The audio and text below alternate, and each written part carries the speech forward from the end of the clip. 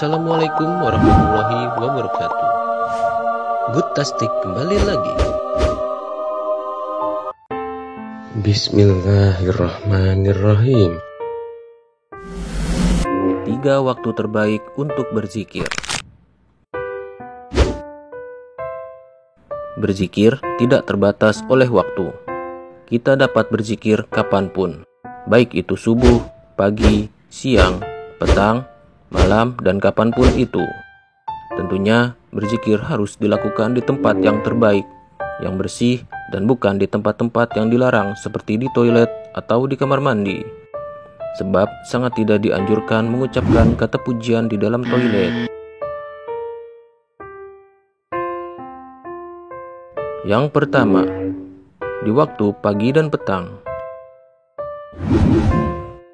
Berzikir dapat dilakukan kapanpun, namun pagi dan petang merupakan waktu yang paling utama dibandingkan waktu-waktu lainnya.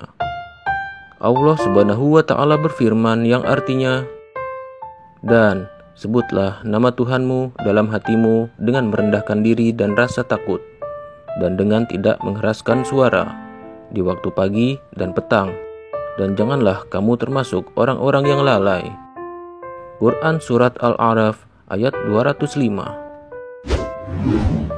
Allah Subhanahu wa Ta'ala juga berfirman, "Hai orang-orang yang beriman, berzikirlah dengan menyebut nama Allah, zikir yang sebanyak-banyaknya, dan bertasbihlah kepadanya di waktu pagi dan petang." Quran Surat Al-Ahzab ayat 41-42. Dari ayat tersebut, Allah memerintahkan orang-orang yang beriman untuk berzikir sebanyak-banyaknya, terutama di waktu pagi dan petang. Berzikir dengan merendahkan diri dan rasa takut, dan dengan tidak mengeraskan suara. Di dalam surah Qaf, Allah Subhanahu wa Ta'ala berfirman yang artinya, "Maka bersabarlah kamu terhadap apa yang mereka katakan, dan bertasbihlah sambil memuji Tuhanmu sebelum terbit matahari dan sebelum terbenamnya."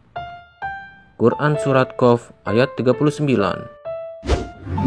Dan Allah juga berfirman di dalam surat Ar-Rum, "Maka bertasbihlah kepada Allah di waktu kamu berada di petang hari dan waktu kamu berada di waktu subuh." Quran Surat Ar-Rum ayat 17. Dari ayat tersebut, Allah memerintahkan kita untuk selalu bertasbih di pagi dan sore hari. Lalu, kapankah waktu zikir pagi dan sore hari tersebut? Zikir pagi yaitu dimulai ba'da sholat subuh. Setelah kita sholat subuh, kemudian berzikir sesudah sholat subuh, maka barulah kita melaksanakan zikir pagi. Batasannya yaitu hingga sebelum terbit matahari. Sementara zikir petang atau sore hari yaitu dimulai ba'da sholat asar hingga azan maghrib. Itulah waktu yang paling afdol. Namun, apabila sudah terbit matahari kita terlupa mengerjakan zikir pagi, atau sudah azan maghrib kita terlupa mengerjakan zikir petang, maka hal itu tidak apa-apa, atau masih diperbolehkan. Wallahu a'lam, dan Allah Maha Tahu.